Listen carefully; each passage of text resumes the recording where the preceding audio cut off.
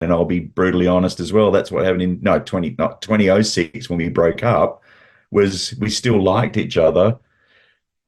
We didn't want to get to a point where we didn't like each other, but the cycle of we're not the most we're successful, reasonably successful, but we couldn't figure out what to do in 2006 that wasn't different to what we were doing. Nobody on TV wanted us. None of the scripts we were writing interested them, or they were shit scripts. That might have been an angle. And at 2006, it was just like, well, we just keep on doing shows every year and touring them, and then what happens then? You know, it was just more of the same.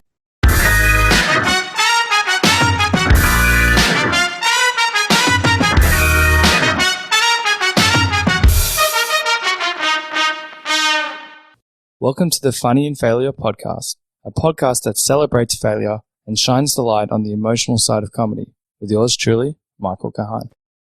Today's guest is the real deal. He's charming, insightful, hilarious, with great banter and brilliant conversational skills. You can see why he's been at the top of his game for so long. I had a blast and could have spoken to Colin for many more hours. I've never met a man with so many hobbies, and I'm low-key jealous. It's great.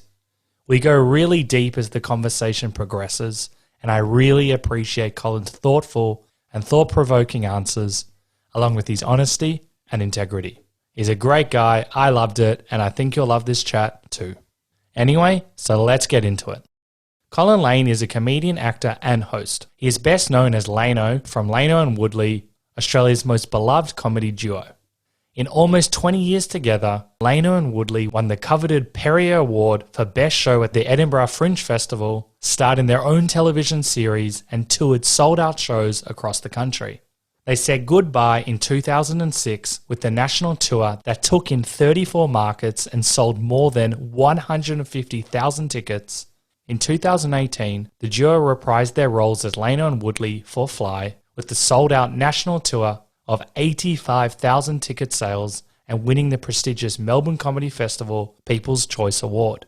Colin has appeared in Don's Party for the Melbourne Theatre Company and the Sydney Theatre Company, made many TV appearances, including guest panellist on the UK favourite QI. He's also made numerous TV appearances on Good News Week, Spicks and Specks, Welcher Welcher, Thank God You're Here, Neighbours, Star Family Feud, Show Me the Movie, The Circle, and hosted Ready Steady Cook. His new show, In Tales, is on sale now. He collaborates with David Hobson, and the blurb is where a comedian and opera singer worlds collide. So check it out if you're in Australia. So as you can imagine, we dive deep and we cover a lot, and we chat about his many hobbies, feeling comfortable in your own skin, collaboration, splitting up with his long-term collaborator, Frank Woodley, imposter syndrome, cancelled shows, change of view of success, his new shows, plus plenty more. Before we get into this chat, in case you aren't aware, the videos are now available on YouTube under Michael Kahan. That's Kahan with a K, unless you're listening to it already. I'll still be posting snippets of these chats on Instagram under Funny in Failure, so check them out if you want to stay in the loop for upcoming episodes, or you want to ask a guest a question. I'd also love it if you would share the podcast or share your takeaways from the chat. It really motivates me, helps the podcast grow, and ensures I can lock in amazing guests like this one. And just as a final reminder, the podcast comes out every Monday at 5 p.m. Australian Eastern Standard Time, with the video to follow the following day. Anyway, sit back, relax, and enjoy today's epic episode. We'll see how this one goes. So I saw that you've won so many awards. You've achieved a lot in your life. Yes. I want to know about your number one achievement, and that's your book club. I don't know if you're still doing it, but I heard you were doing a book club. How do you know about that? I am a well-researched man. Okay, maybe we've got some mutual friends. Maybe. Tell me about your famous book club. Well, we call it the Stupid Fucking Book Club, SFBC. It is every 5 to 6 weeks. I would say that I've probably read more books in the last kind of 4 or 5 years than I have in the last 30 years. Wow. Which is tremendous. It's between 6 and 8 blokes. We don't really have a regimented list of books like a lot of book clubs do. They know what they're going to read at the start of the year, but we are a bit more freeform. So it's really just, what did you read in Spectrum in the Age that was good, or what have you heard, or what are your wives' book clubs reading at the moment, or let's read something topical, let's read something that's top of the bestseller list, or let's read a classic. Let's read, I think the first book we read was The Outsider by Camus. Do you all read the same book at the same We time? we all read the same book, yes. That's rare, surprisingly. What? I did hear of a book club the other day where they all read different books. I've never heard of one where they all read the same book. What? I know. I thought that's the whole point. Isn't the point of book clubs that you all read the same book and you talk about the same book? And wasn't he an interesting character? Or didn't she? Wasn't that a little bit reflective of her childhood? And then we all talk about our fathers. Isn't that what men's book clubs are about? Well, you think so, but of like the 10 I'm aware of, especially like for my mum or my mum's friends or my partner's friends, her mum, it's all about bagging their husband and drinking wine. I don't think they even look at the book. They carry these 2,000 books. They haven't read even the first page. I do know of a lot of book clubs that are, yes, it's 20 minutes on the book and then 2 hours on everything else. Yeah. But I mean, stereotypes are very dangerous and cliches are very dangerous. But I think that also perhaps a particular demographic, perhaps more female book clubs. You're not going to get into trouble for this. They talk about the book and then just go, yeah, but the book was great, but how are you feeling? And what are you doing with that? And women are very busy, and congratulations to them. They pack in a lot to their days, and I think their book clubs talk about a lot of things, not just the book, but also I don't think they run for as long as men's book clubs either. It's in, out, an hour and a half, 2 hours, bang. In and out. Talk about the book for 10 minutes and then let's talk for 2 hours about everything else in our lives and then go home because we've got stuff to do. We've got shit on. You are breaking the rules because you're the only book club in the history of book clubs that actually read the same book, discuss it, and actually like grow. So do you feel smarter than everyone given how many books you've read? I would. I don't feel smarter than a lot of people. And also it started out just with cheese and biscuits and wine, and then recently in the last kind of 2 or 3 years, it's been the host will cook dinner. Whoa.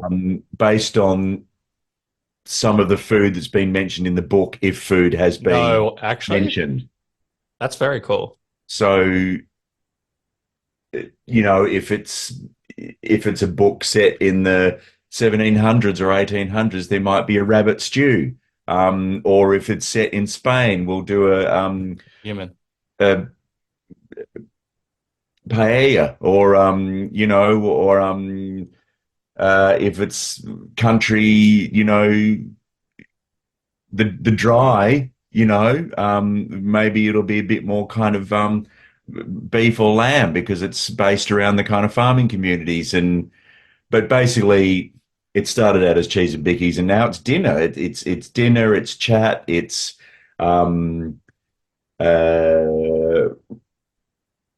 we did start for a couple of years reading just the last 10 pages of a book, and now because out aloud. Oh yeah, gotcha. And then ridiculous. Not just reading it and then it's so ridiculous. It's just the last 10 pages. Great book. Would be a rather kind of dour book club if we just all sat around reading. And now, because maybe out of 8 blokes, 2 people haven't read it, we read. If the book's 400 pages, we might read 2 pages from pages 20, 40, 80, 120 to give people who haven't read it some kind of concept of the trajectory of the book, but also the people that have read it, just a bit of a refresher about what things were mentioned throughout the novel, throughout the book. And That's sometimes people have read it and finished it 2 months ago, and they need a little refresher. So, and then we talk about the book, and then we score it, and my mate writes down all the scores, and we take an average, and then we take a photo with us holding the book, and then we go home about 10:30. And then do you ever like tag the publisher or the author if it's got like lower than 5 out of 10 and be like not good enough by our standards? No, no, there's no tagging. I don't know how to tag. Yeah, are you on Instagram? I am on Instagram, but I don't know how to use it. Well, talking about other extracurricular activities, because I have a purpose to my madness. You also, I don't know if you still do it. You have you do poker with I think other comedians. Or My you wife used to? says my wife says that I've got too many clubs. I've got enough. I've got enough. I've got poker. Yes, I played on Saturday night, which is a bit different because normally it's a Thursday night, Friday night, and Saturday night is more like let's go out with our partners or friends, or there's a party on. But because we're all older now, it's like, oh well, let's just have it on a Saturday night, and You're not going clubbing anymore. we're not going clubbing. Yeah, we play poker with comedians. Probably been doing that for years and years, 25 Whoa. years. Before poker was groovy as well. Before everybody played The online OGs. poker and watched poker shows, and we were playing with shrapnel, as we used to call it, 5, 10 cent pieces, 20 cent pieces. But then my mate Rusty Bertha, who was in the Scared Weird Little Guys, who loves games, he bought beautifully personalized poker chips from Las Vegas about 20 Nice. years ago, and they're supposedly there's ceramics within the chips, but they are still going strong. That's very cool. They cost that, and on them they've got written Rusty's Casino. So he's the one that runs it. He brings it to Yeah, each but of we've all got chips now, but we play at different people's places, but it's serious poker for 4 or 5 hours. Yeah. Oh, really? Do you find that I would imagine, given your hobbies, and I'm sure you've got other ones, does it help you? Do you get like content out of a poker game like that, or is it serious? This is work. I'm trying to beat my Oh, friends. there's no content. It's just us. Um, uh, how truthful do I want to be? It's us sitting around just doing jokes that we can only do in that environment, Gotcha. and giving our opinions, no matter how stupid or cynical, I about love that. every other um, creative endeavor that's going around in the world during the particular time that we're playing. Have I'm you gonna have seen to so look. and so? Do you know what he's doing? Do you know what she's doing? Blah blah blah. Oh, nice gossip sesh. Bit of a gossip session. Just what did you think of that? And then we have a poker weekend where we go away for a couple of days, maybe once, maybe twice a year, depending on what people are doing. Cool. And do you find that helps you relax? Because I would imagine we'll get into your upbringing and how I don't you. need any help to relax. Oh, you just explain I'm pretty relaxed. all the time. Um, well, I'm not sure whether I'm completely secure within my own skin or my own mind. I mean, we've all got anxieties and insecurities and worries and concerns. Um, but as I said, my wife says that I've got enough clubs because, um, unfortunately, most of them involve alcohol intake, which is a bit of a worry. But I think it's just good to be within a group of people that you feel completely relaxed and accepted by.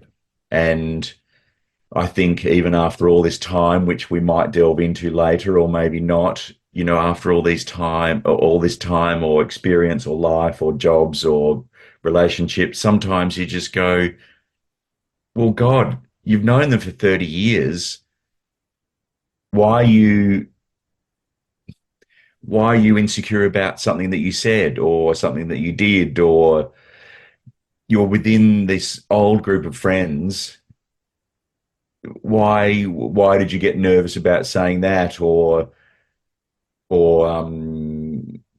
funny about whether you were late or whether you said something was slightly wrong, or it's just fun to and good for the soul to actually realize, even at the age that I am, that you should feel 100% secure and safe within this group of people. I know that sounds like a weird thing to say, but Oh, I love it.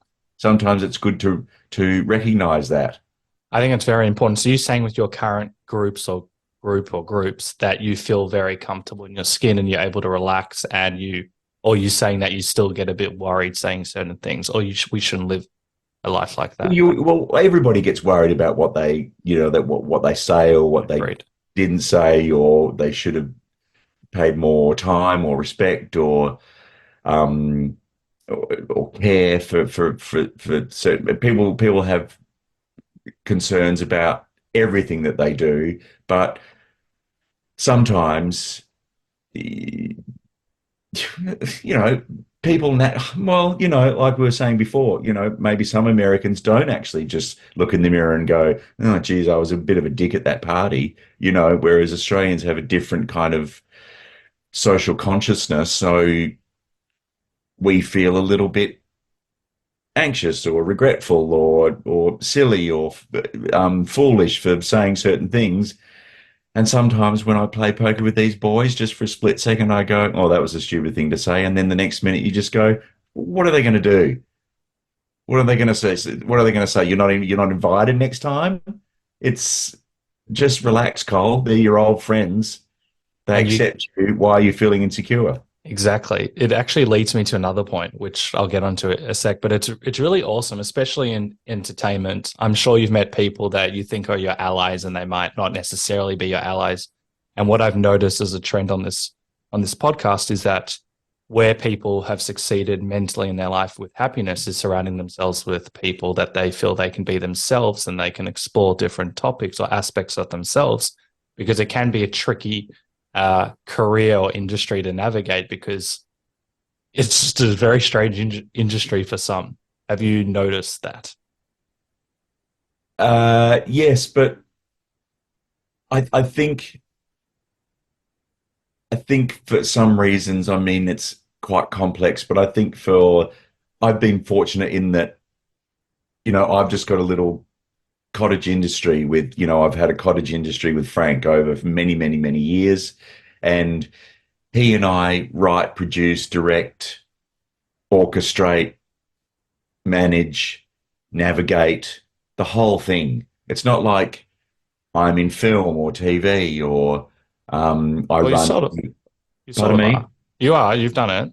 No, but I'm not. But I'm not Larry Ender that's doing breakfast TV 300 days a year, and I have to navigate 30 different personalities every day, or I don't run a crew that's got 100 people in it, or I'm not in a theatre company where you've got to manage 50 people or the personalities of all this disparate selection of weirdos and wonders and annoying slash lovely, and so it's a very small scale production that I run. And in some ways I do work hard, but in other ways I don't really work that hard. So what am I trying to say is I crave and delight and indulge in those outlets, but maybe it's because I haven't got a full-time job. I kind of crave it even more. Well, Because I know a lot of people that would work 5 days a week in TV or film, whereas on Saturday and Sunday they might just go, you know what? I don't want to talk to anyone. yeah. I know some radio people where they just go, oh, look, once I get to lunchtime on Friday, I don't speak for 48 hours because I'm so sick of the sound of my own voice. I don't say anything for I'm two not and a half envious days. of that. But what you found is something that works for you. And just giving a bit of a timeline for people that don't know is you were studying to be a teacher, I believe, and then you met Yes, sir. two yes, sir. No one's ever called me sir. I appreciate it. You met two people that changed your life. So what was going on at that stage? You thought you were going to be a teacher, or you're just doing teaching because you thought you needed to do something? Oh, look, it's a long story, Michael. I couldn't be bothered auditioning for NIDA. It was just too hard. They sent you three pieces, I think one contemporary, one Shakespeare, or maybe two Shakespeare and one contemporary piece. And I just went, I'm 18. I can't learn monologues. I don't know what I'm doing. VCA was just as hard. My sister was in the ABC. She was a film editor, sound editor. I thought I've always wanted to be in the media of some kind. So I applied for media studies at Rusden, which was a teacher's college. I thought I'll be a behind the camera guy. But why the teaching? Just because you learned, basically you'd learnt about media and film and photography and editing and lighting for 2 years, and then you learnt how to teach it. So Oh, I thought it was a school teacher. I misread. Oh, no, gotcha. it is a school teaching degree. Yeah. But basically, for the first 2 years, you learn all about it, and it's very theoretical and creative and fun. And then the last 2 years are the boring bits when you learn how to teach media or drama or PE or dance or biology or something like that. So I'd learned a bit about Rusden. I went along. Education was free in those days. It was a 4-year course. I was on the 10-year plan. I deferred. I went back. I deferred. I went back. I deferred. I went back. And in second year, I think just in a rare moment of courage, I just went, well, you're at Rusden. If you're doing double media, but you're not doing drama, you can still do drama as an elective. So I just thought, well, I'll just go and do drama because they can't say no because it's an elective. So I just did it and started. Well, you get out of high school and you go, I'm going to be a slightly different person, Yeah. because I'm going to regret saying this, but I went to Doncaster High in the eastern suburbs of Melbourne, and if you went and did drama, they'd call you a fucking poofter. Yeah. So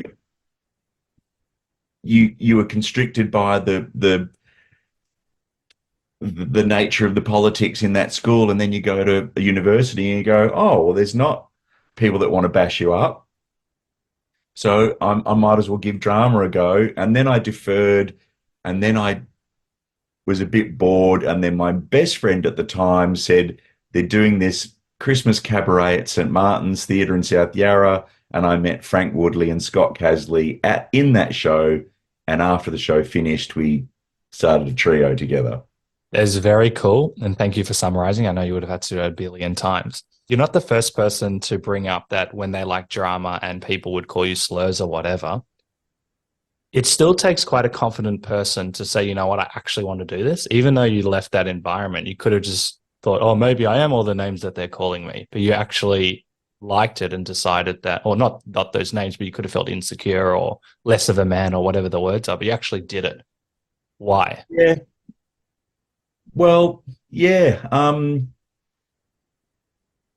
I guess it's a very complex. Well, it doesn't have to be complex. I mean, if it was Frank, it would become complex, and take 20 minutes. But in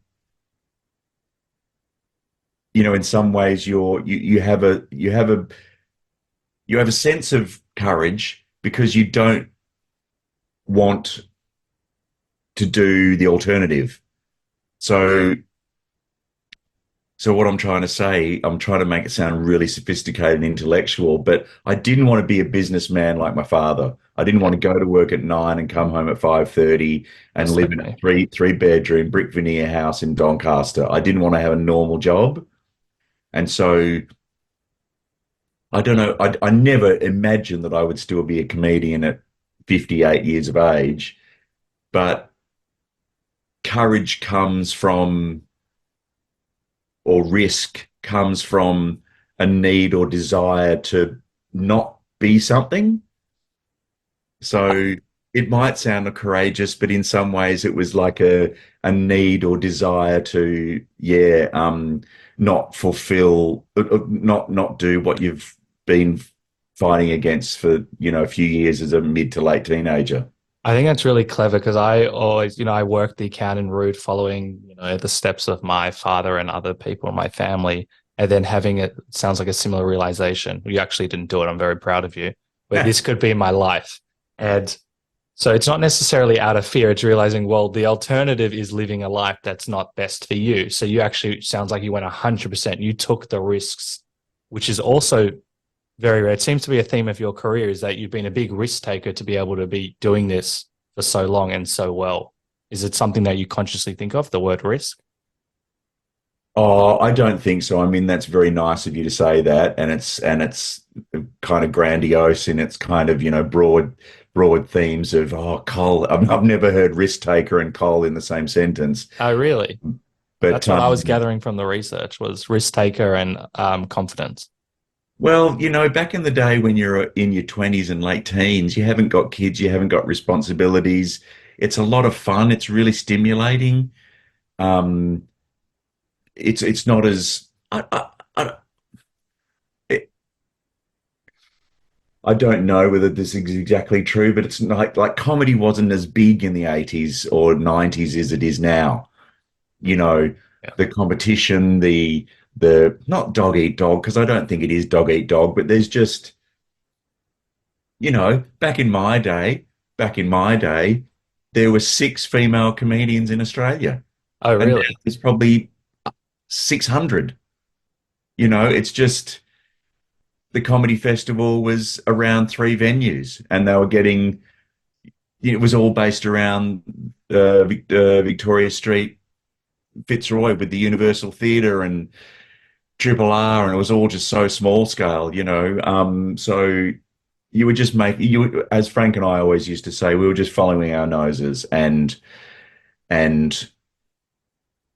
I was back and forwards from Rusden, and I think finally I left in, like, I don't know, maybe 1991. I didn't even tell anyone. I just left. I didn't even, So the I parents just would have left. I loved it. just left one day, and I think I went up to the registrations office, and I just went, they don't even care. They don't even need to know. So I just left. Um, but I guess, risk taking in some ways, but not life or death, or you're going to lose your house, or you're going to remortgage your home to make a film. That's risky. To True. remortgage your house to do a theatre tour, or you know, we were lucky in some ways, hardworking enough to, you know, we were doing well, so it wasn't like such a huge risk. I've noticed, so this I find this very interesting, and I'm glad you said it the way you have. Risk can mean so many different things to so many different people. So it's risky going to Edinburgh, for example, where I assume you're not loaded. It's a very challenging time. Also risky kind of mentally because you might not, no one might be seeing your shows and you end up winning an award. It's Yeah. risky to put a TV show out there and try new content, or it can be risky to do a new show every year, which you've done for so long. So that's when I say with the risk taking kind of courage is that you're always doing something fresh. You could kind of just do the exact same thing throughout your carear because you're comfortable. But to me, that's like a risk. Well, it's not actually, but It's yeah, calculated risk. yeah,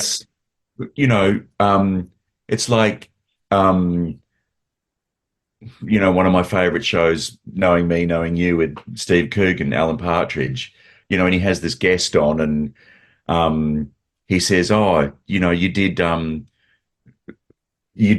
Royal Albert Hall the other night. That must have been fantastic." And she said, "Well, yeah, I mean, it was such a great show. I mean, we never knew that we had so many fans." And he goes, "Well, why did you book such a huge venue?"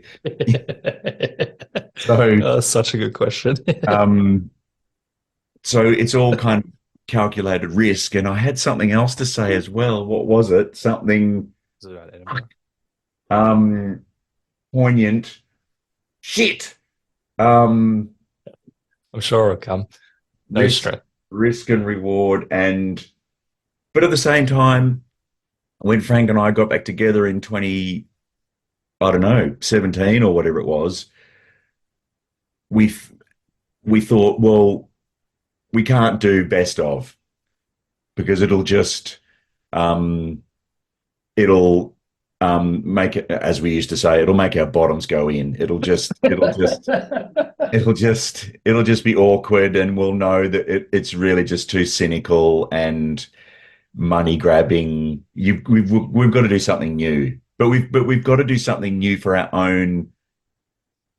Not in a selfish way. You've got to do it for yourself. Agreed. You can't just do a whole national tour where you're just going, oh, look at this clip from the Adventures of Lano and Woodley. See the crane, the camera operator came down. I mean, like, we had to do something new for our own psychological state. Let's pigeonhole play and fun. Half the audience is Australian, so we'll just quickly build up. You had the trio. Scott went separate ways. You now work with Frank for 20 years. You're very modest. So I'll just say you become probably the most popular or successful duo in Australian comedy history, and that works really well. And then you decide to separate for various reasons. Has play and fun been a theme that you think about throughout your whole life? It sounds like, is this going to be fun, is a very important thinking for you. I think in some ways there's a few things I could say, but I think in some ways, Frank and I have never had a huge argument. We've never been aggressive to each other. I know that some comedy duos have. I know that some we've had quite a few creative partnerships, podcasters, actors, couples, business associates, they've all had huge aggressive yelling matches, bordering on fisticuffs. But Frank is such a nice guy. He can be frustrating and annoying and you're in a marriage. weird and eccentric and all manner of things. But if you want to go out and be wacky and zany on stage, you can't be bickering. And if you want to write funny stuff, you can't be bickering. You can be immature or sullen or tired or whingy or but you have to get over it at some stage, and you have to have a fun element to write the sort of stuff that we were doing. We're not sitting down like John Clark and Brian Dorr and going, or Sean McCalla I mean, that's funny stuff, but at the same time, it's so cerebral. When Frank and I got together after all those years, it's not relevant, but I was in a rented house and we were just pissing ourselves after 20 minutes about how chaos in shoes sounds like cows in shoes. And we just kept, and because we're dickheads, he did it. He did it, and then I just went, can I have a go? And I did it, and then he said, but I want to have another go. Then he did it, and then I did it, and you have to have that fun element. And it's like back in the old days when we were at the Fringe Festival in Adelaide, and there was a heckler, and I told the heckler to shut the fuck up, and all the audience applauded, and I went, don't applaud. I'm not some tough guy, witty like George Carlin. I'm just a guy saying shut the fuck up. It's not like I'm not Mr. Tough Guy. They threw awards at you and you yeah, that's right. I think it's really important because you're doing it for so long, and you talked about why you guys have been able to succeed in the collaboration. And as you alluded to, we've all got partners, bosses, all of these things where it doesn't always go to plan. I've had previous writing partners where we get along very well, but from a collaboration point of view, it didn't work out. What were some of the key things that really made you feel like, what were the key things that made you guys successful in your mind? Not what other people said. Well,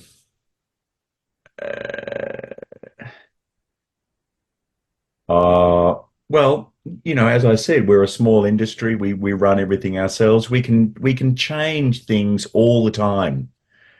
That's some of the things that, scares me about big theatre, big musicals. Once you start, you can't change. Whereas Frank and I can adapt and change and cut and extend and edit constantly. And there's the ripple effect is very minimal. Um, uh, Just what you're thinking on that from a voice and authenticity perspective, and also ego, because you've won a few awards when you're younger. You could think that you're the best one day. He might think he's the best one day.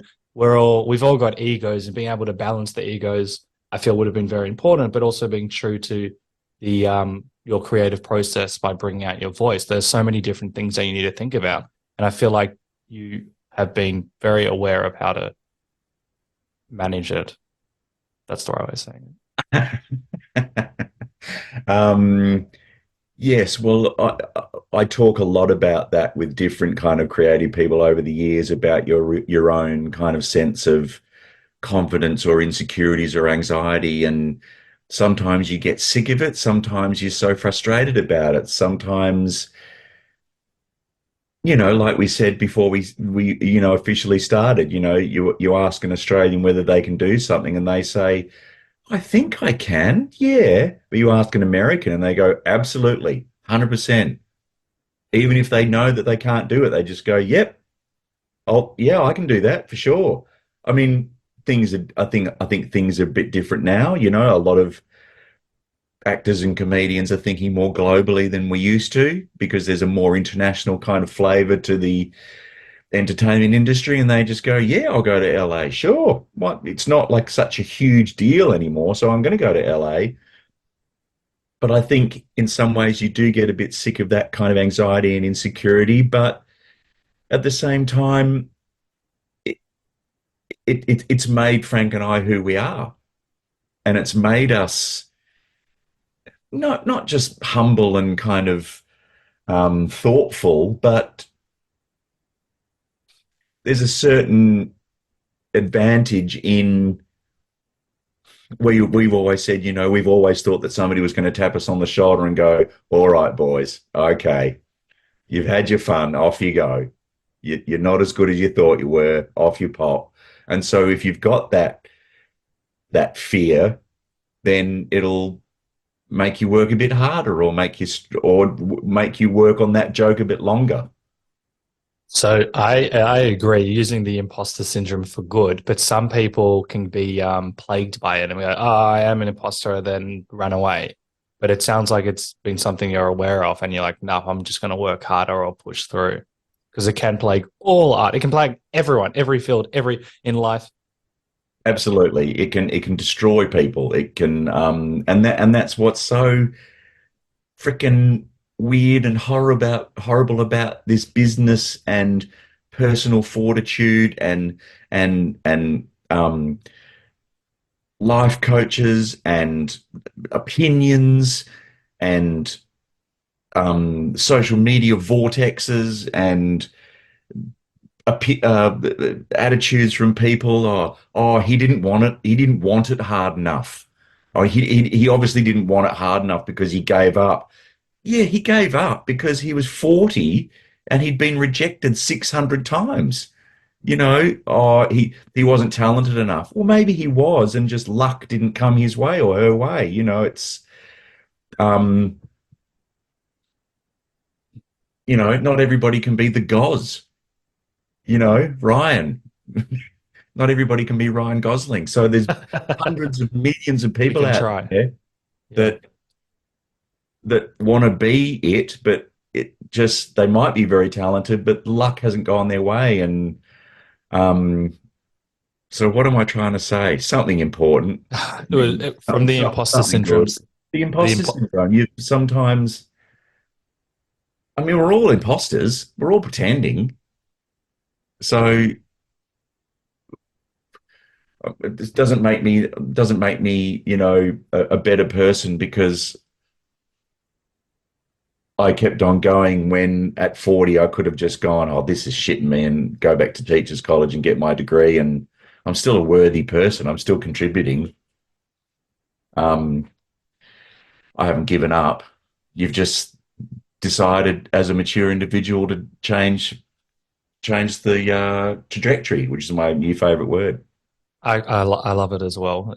I always say What I journey. just said then, but you'll edit it into something really Oh, cohesive. I'll use like a different voice, like a very feminine voice, so then like a very like heavy voice. And do you watch The Yeah, Simpsons? I have done. I'm not a huge. Then you won't get my. Well, for those that do, it's when Homer Simpson he's found this lolly, but it's on the babysitter's ass, so he pulls it off, and they accuse him of being a sexual predator. So when they do like the current affair, they've got a clock behind him, and they're using different voices at different times. So it shows like 12 o'clock or 3 o'clock or 5 o'clock. He's like, "Hello, I am," Oh, and they're like, right, "No, Mr. Simpson, no, stop it! Don't sexually assault me, no, Mr. Simpson." And then it goes all blank. So we can do that with you. right. Yeah, Yeah, quite. sure. Yeah, go to life. uh, I've got many. Just the last point on the imposter syndrome, we were talking about, is it something that, for example, when you've been working with Frank, I know you've had other collaborations and you currently have another collaboration along the way. Is it something that you actually like talk about and discuss and be like, how can we do better? Um, well, of course, but it's complicated. Um, it it changes with age. You, like I said, well, why did you book the Royal Albert Halls?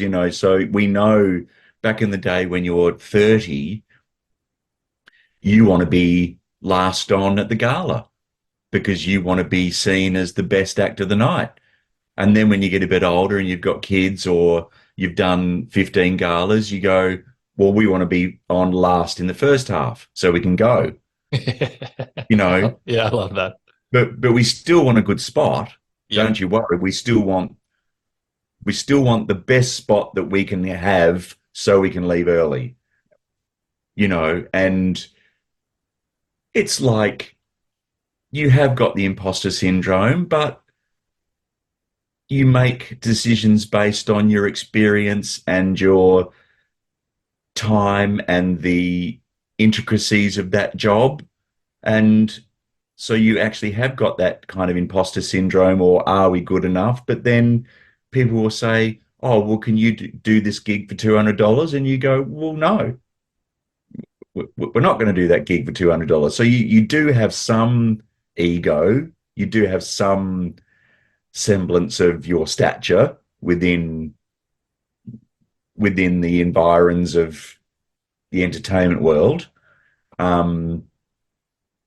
But you still worry. You still worry about opening night. You still worry whether this show is going to be good enough. But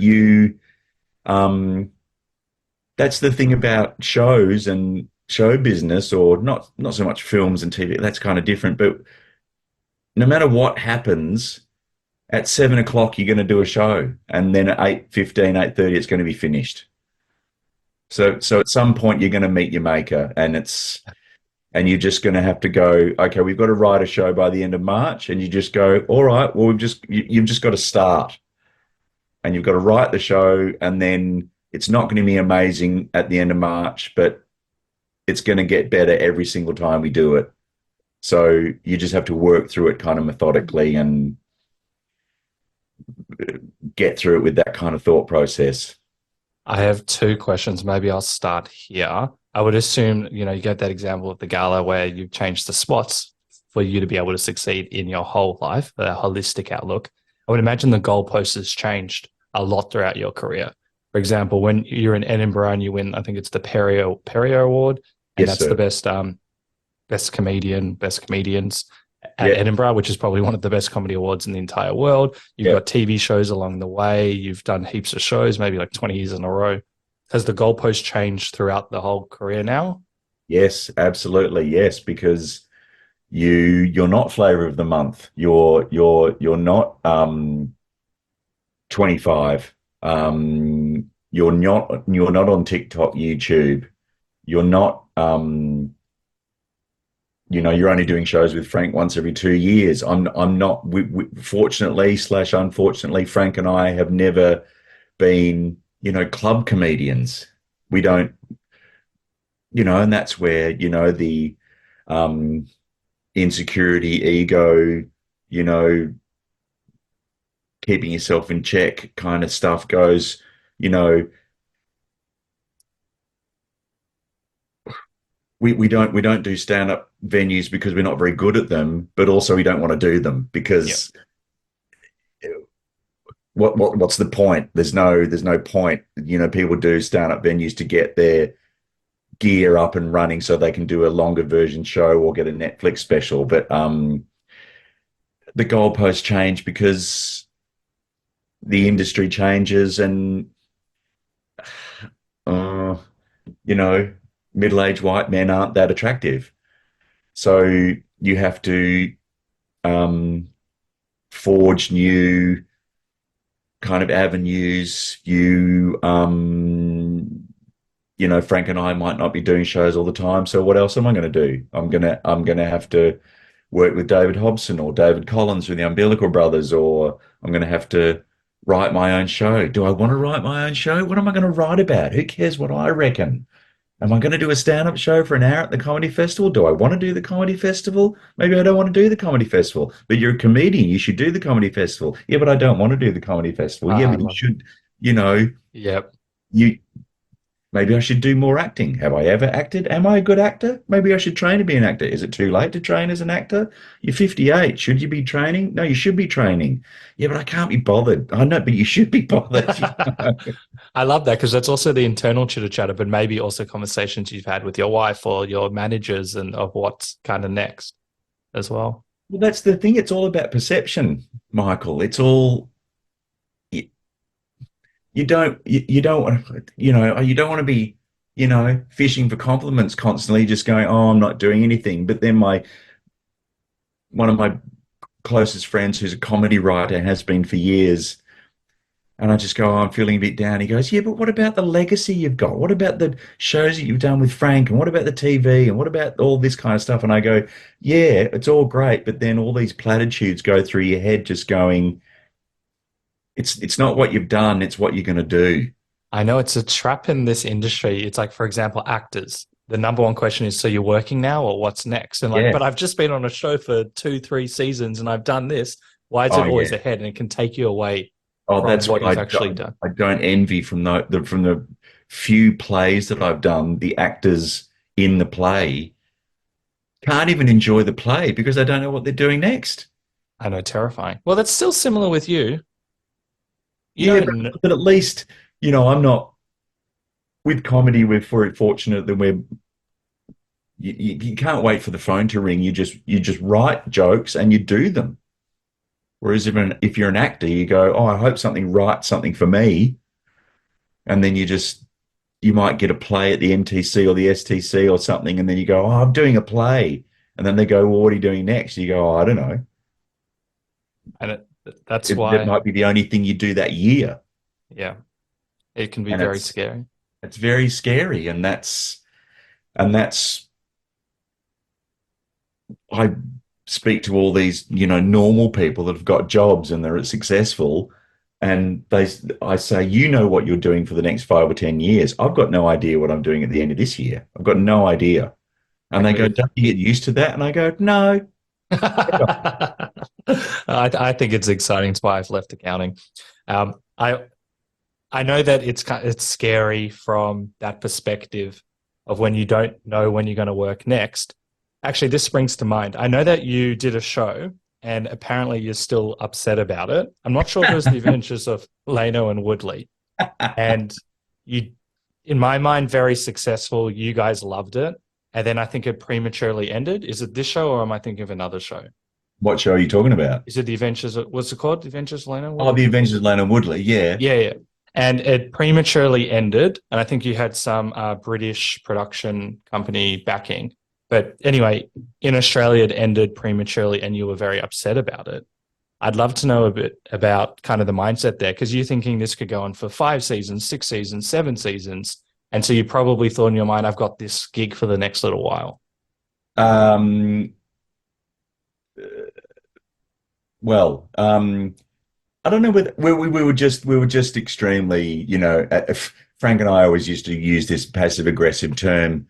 If we didn't like something that the other person did on stage, we wouldn't say, "Oh, I was fucked off," or "You fucking shat me," or something. You just go, "I was a little bit confused about That's so good. what you were doing there because I thought we talked about if it hadn't worked 8 times, you were going to drop it, and then you did it again. So I was a little bit confused about what you were doing there." Look, and this is the decisions that you make on a Tuesday morning when you're about to do a podcast. You just go, will I just be completely honest, or will I gild the lily, or um, will I only tell him half of the truth? Look, but at the time, I think all those people are gone. I mean, it was 1999, so they're all gone. So who gives a shit? Good So riddance. the first back in the day, ABC used to run comedy on Monday nights at 8 o'clock. And the first series went to air Monday night, 8 o'clock. The ratings were very different in those days. They were measured very differently. But basically, we're rating like reasonably high teens, which is like basically it means the ABC is getting between 16 and 19% of the audience, which is good. It's great on a Monday night. Yeah, it's brilliant. We went, the other horrible thing is that we went to air like 2 days after Princess Diana died. But anyway, that's another story. Um, It was one of the only times where my father said something and I actually went, yeah, you're probably right. They shouldn't have put it to air. They actually should have taken a week off. Um, That's the biggest story we've had. and then the second series with Working Title, who are a major English production company who are now owned by Universal, hugely successful film company and TV company in the 90s and early noughties, who now Universal own. But they loved us. They backed us. They gave us British money, British production, Which is rare. That doesn't. rare, Yep. extremely rare, British confidence in our own abilities, um, suggestions, money, directors, selling to European countries. And then the ABC for the second series think that we're a kids show and they put us on at 6 o'clock on a Saturday night. Oh, And you brutal. brutal. So they think, oh, here everybody watches Hey Hey at Saturday at 6:30, so we'll put them on at 6 o'clock, which is just dead on the ABC, just dead as a doornail. And we just go, oh God. And then I think we wrote the third series, and then um and then they said, oh, we don't want to do a third series. And then Frank and I just go, fuck it, let's fly to Sydney and we'll demand a meeting with them. And then the head of programming doesn't come to the meeting. Wow. What do you? So you just feel like fools because at the time, you're constantly battling with this level of how important are you? How skilled are you? How experienced are you? Fuck it. Let's get on a plane and do what everybody else does and just fly to Sydney and confront them. And then they just didn't come. And then it was all just really demoralizing and horrible. So the reason I empathize with you is also from a screenwriting perspective. I briefly told you off air, working at, I know you've done plenty of other stuff, but screenwriting is my equal number one passion with the podcast. And I've written quite a few shows and, finally get a TV deal after many years of trying and meeting people. I get the deal and it doesn't work out, which now is the greatest gift I've ever received because it would have been a disaster.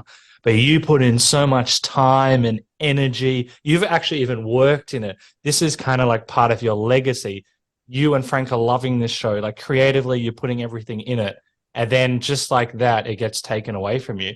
And then don't forget they didn't actually go to the meeting. And Yeah. you're probably feeling insecure about what's next and what does this mean about us? All of these things times 100. And they don't even go to the meeting. How the hell did you recover from that? We were very fortunate in that Working Title paid us to write 2 film scripts, which was great over the next kind of 2 or 3 years. But it is challenging because, sorry, it is challenging because I've just got a text messages saying, "Do you want to come to poker tomorrow night?" Um, um, I think we did an article for the Green Guide in the Age where we said the article was a double page spread that we wrote and was like 10 years to TV, how we went from a trio to a duo to writing a show, and then you write a TV show, and then there is a feeling of loss and vulnerability and um, a difficult trying to start the whole mechanics of creativity and career going again, because you've spent 10 years getting to TV. Everybody in Australia wants a comedy show on the TV, and then after 3 years it's over. So you do go, oh, well, what do you do now? And so that's what kind of happened in 2016. And I'll be brutally honest as well. That's what happened in not 2006 when we broke up. Was we still liked each other. We didn't want to get to a point where we didn't like each other. But the cycle of, see, we're not the most, we're successful, reasonably successful, but we couldn't figure out what to do in 2006 that wasn't different to what we were doing. Yeah. Nobody on TV wanted us. None of the scripts that we were writing interested them, or they were shit scripts. That might have been an angle. And at 2006, it was just like, well, we just keep on doing shows every year and touring them, and then what happens then? You know, it was just more of the same. So you made the decision to bring back the creative juices. Is that like why you split, to figure out other avenues for how? Well, that's the funny thing, you know. You think when you're on the high of the goodbye tour, you know that you say in public a lot, saying, "Oh, look, we know that you can't just wait by the phone. You have to self-produce and self-promote and write and do whatever." And in our heads, just going, "We'll never have to do that." And then after 2 or 3 years after breaking up, you were just going, "Oh, fuck, the phone isn't ringing. Jesus, I'm really going to have to come up with something different." So, you know, there was a reality check. Oh, this can go. Okay, pigeonhole that point. I just want to finish this point. Otherwise, we'll go all over the place, or I'll go all over the place. I believe you were also offered from the same British company to do the show in England. Did I read that correctly? I think there was talk of that. And I think, you know, not that I studied your questions overnight, but I think if we're talking about failure or regrets, it is, I mean, we had a perfect world where British money was helping us make a TV show in Australia where we lived. Yep. And then there was talk of, I don't know whether they offered it. I think we were just talking about it. You know, could we move to England? Could we make a TV show over there? And I think what we should have done was made the ultimate sacrifice. Not the ultimate sacrifice, like what we're going to, you know, Dunkirk, but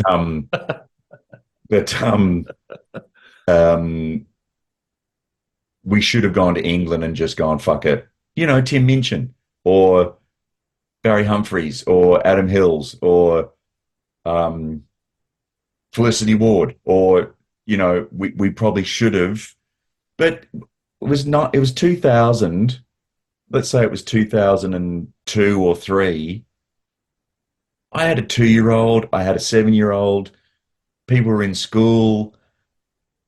England was scary, it was expensive, it was cold. Before, you know, the Australian dollar was probably paying 34 pence. And to actually move to England was a big deal. But I think, you know, as far as regrets, I mean, at the time, if I had my time again, I'd probably do the same thing. But in hindsight, what we should have done was just go, fuck it, let's go to England and become precursors to Ants and Decks. It's very interesting, the regrets game. And you mentioned, or you're alluding to that when you broke up, or you guys broke up, it sounds very extreme. And then you came back together and you realized that this was actually quite good. So what do you still have regrets on that end, or because it sounds like when you guys link together, it's a lot of play and fun, and you can appreciate it more. Also from that breakup. I think you needed that 10 years off to realize what you had. You realized in those 10 years that you've never had as much fun as you've had with that other guy. Not in a controlling, it has to be our way or the highway, but you're dealing with people where you're being directed by someone and they say something, and in your head you're just going, I reckon that's just completely wrong. But you have to do it because they're the director, which is fine. You need a leader. You need a director to direct the herd the cats. You don't make as much money if you're a working actor, comedian. Lano and Woodley are much more successful than me by myself. We can do comedy festivals, and you can go on stage with not 1 ounce of insecurities, but you can go on stage just going, I reckon we're going to be pretty right. Nice. And I can stand at the back of the stage and I can watch Frank, fuck around for 4 minutes and just go, this is pretty good. And I can do a scene where I'm a man holding a newspaper and he's pretending to be a fly, revolving me like an annoying blowfly, and I'm getting all the laughs, and I don't even have to do anything. I just have to sit here reading the paper and act like I'm pissed off. It's not bad. Well, congratulations to you for finding that and working together so well that you've been able to make it so successful. You also have another collaboration and you've got shows on sale, I think, all around Australia with David Hobson. How did that kind of form? Did I say his name right? Yes, you did. But it's Sir David Hobson. No, it's not. It's I thought I was the only Hobson, probably the greatest Australian tenor, amazing opera singer, very, very skilled. And I've known him for 25 years, and we're part of another club where we kick the footy just twice a week. Oh, wow. We don't play. A third club. I've probably got 7. It's a footy club where we run around for an hour twice a week, and we train, but we never play. I love that. No contact. Fitness. Yeah, that's awesome. Fitness, men's health, social interaction. Not that I'm a very kind of complex,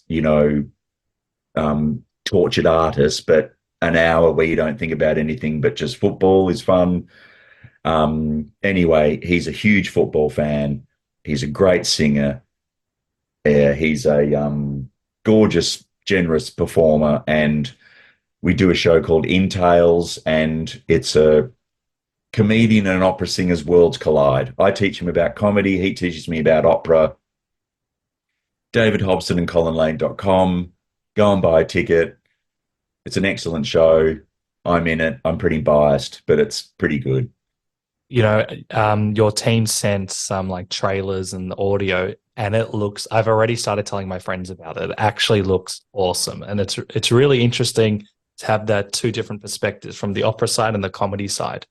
It kind of reminds me of, I know it's not the same, if you know Colin Mockery from Whose Line Is It Anyway? I know the show, but I don't know all their names, but yes. He works with a hypnotist. So he hypnotizes, I'm very bad with names, everyone, so don't take that to heart. So he hypnotizes the audience, so Colin does improv with them, and it's such a unique way to explore improv. And to me, it's similar with you, that it's so interesting to explore opera and comedy. I think, where did that idea come from? Well, essentially, it's not a great story, but his friend, who's an orchestra conductor, was working on this pretty fancy cruise that happens once a year. It's called the Bravo Cruise. They have David Hobson, Anthony Warlow. They've had bloody Jose Carreras. They've had not Farnsey, but huge artists, and all these people go and shit. Cruising's huge these days, and everywhere. Yeah. Anyway, this guy said, you and David, you should do a show because this comedian's dropped out. You should write 30 minutes of material about an opera singer and a comedian and come on the ship and do it. And so I think that's a good story. 30 minutes of material, and we had this, it was a huge thrill. I had a 40-piece orchestra behind me. I sang an aria with Hobbo. And that's the whole kind of conceit of the show, is that I just keep on pestering him to let me sing an aria with him. Oh, amazing. And then we end up singing because, you know, I can sing. I'm not like operatic, but I can sing. So he said, I'll only do it if we do a good job with that aria. So he has been mentoring me for the last few years. And, you know, I'm not an opera singer, but audiences afterwards, they go, oh, yeah. That's awesome. So that is tremendous. And I've worked with David Collins from the Umbies, and I only work with people that are called David or Frank. Amazing. So you're touring all around Australia. Yep. And we'll put all the links in the episode notes below so people can check it out. Amazing. Thank you so much. This has been really awesome. I really like your mindset and philosophy on life, and you're a very funny guy. Just don't say anything about you know, my management being the only ones that made your podcast go for a shorter time than it normally does. You know, it's not anymore, but it would have been the shortest. And I was actually a little bit worried. It's like, why was that so short? I don't want people to think I didn't like you. So now everyone knows we love each other equally and love each other equally. And and let's talk about you for a while. You've worried about your time. What regrets have you got? That I let my contract negotiation go on for over 6 months with the production company in LA. With the screenplay. Yeah. We'll talk about this in part 2 in person one day in the future. I don't really have regrets. I see them as learning curves of what could I've done better and hopefully apply it to the next situation. So I feel I've learned that lesson. I've learned other lessons. Am I a psychopath and have I been mean to people? Of course. And would I treat someone like that differently?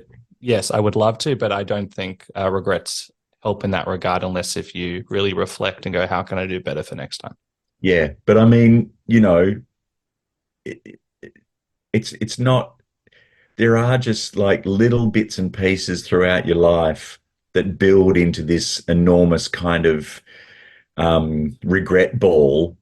But sometimes, like this morning, I was just thinking about a pilot that Channel 9 did, like was 10 years after Hey Hey Saturday had finished, and they were doing a pilot, and basically I was the only person amongst the whole kind of pilot that said yes to hosting the pilot.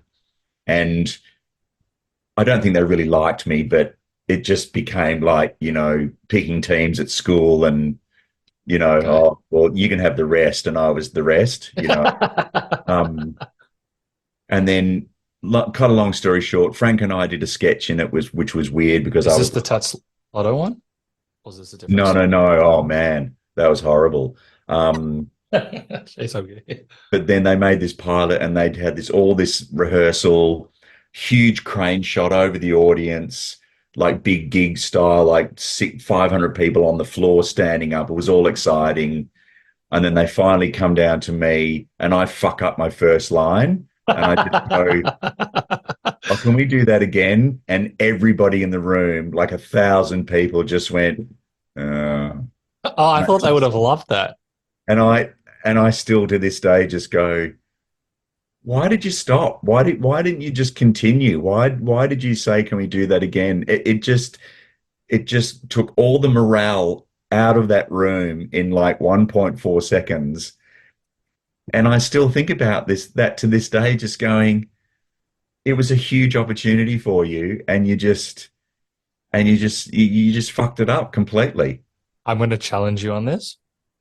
You didn't die, and it's probably made you a better performer thinking about it for this long. Because you guys go, especially you and Frank, I've seen quite a lot of the shows, you guys go with the punches very well. So I challenge you that it made you a better performer.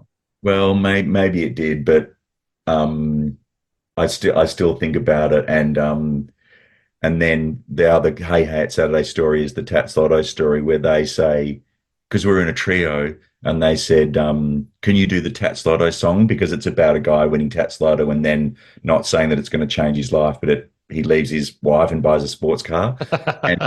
Every man's dream. So they say, will you do the Tats Lotto song? We go, it's not really that appropriate. Anyway, they talk us into it because we're naive performers. They're paying us $300. they put us about 50,000 meters away from the audience in front of the curtain, and we should have been like 10 meters closer, just near the audience. And then and it was a pre-record, sometimes they pre-recorded shows, but then not John Blackman, but some smart ass upstairs would put little kind of comments along the bottom of the screen while an act was on. But they paid us to come on the show, and at the bottom of the screen it said, "Reject Red Faces Act." They were paying us, and so we all got high and mighty and aghast and professionally insulted. And so we rang our agent and said, they can't put that on the broadcast. It's just, they've paid us to be on the show and they're calling us a reject red face. What the fuck? And so they took out that shot and replaced it with a shot of the audience not laughing. To wrap up, because I'm very conscious of your time, I think Yes, one sir. of the takeaways was that, you know, you were offered this big opportunity because this is the big show of the time in Australia, and you guys knew intuitively that it probably wasn't right, and you did it anyway. So Did it anyway, but it did prove to be. And you didn't die. We didn't die, but then when Frank and I went back on a Hey Hat Saturday, we did really well, and in some ways it changed a lot of our. It was hugely career defining being on Hey Hey as much as we were. We were on it probably 8 times, and we even hosted it once. So it was a huge deal, and it made us very well known to the Australian audiences. And we'll wrap it here. And from an ego perspective, huge of you guys to go back on the show after they've insulted you. They've replaced the shot, and you were probably ego-wise very battered and bruised. Very big. It's a great lesson for everyone. No, you learn from it and go back, and don't be churlish. Don't be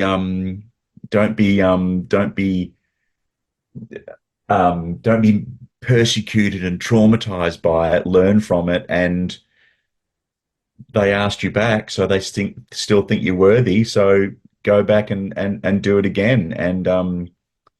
And it was very successful for us being on that show a few times. It was fantastic, and I still know, and the woman that produced it, I worked with 10 years later, and she was fantastic. That's a great place to end. Thank you so much. People can check out your show in the episode notes below. Any other website or Twitter or Instagram you want to plug, or happy to end it there? I don't know how to do it. Just people keep on saying that Twitter's dead, and I've got a few followers on Twitter, but I don't post on Instagram. So, as my friend once said, sometimes you live and learn, and sometimes you just live. Great play. Thank you so much. This is Thanks, great. I really Michael. appreciate it. Good on you, Michael. I really admire when someone is able to make a long-term decision, especially when it can potentially suck or be a difficult ride in the short term. Colin mentioned how he and his long-term collaborator, Frank Woodley, decided to move in different directions creatively. It is always scary to make a change, especially when something has been working for so long and so well, but sometimes in life we need to know when to say no. This doesn't mean we close the door completely. It means that a certain direction is no longer viable for our highest good. Colin demonstrates how one is able to shift, grow, and flow when a tough decision needs to be made. So I'll leave you with this quote. There comes a time when you have to choose between turning the page or just closing the book. Josh Jameson. Thank you for listening to the Funny and Failure podcast, exploring the deeper side of comedy.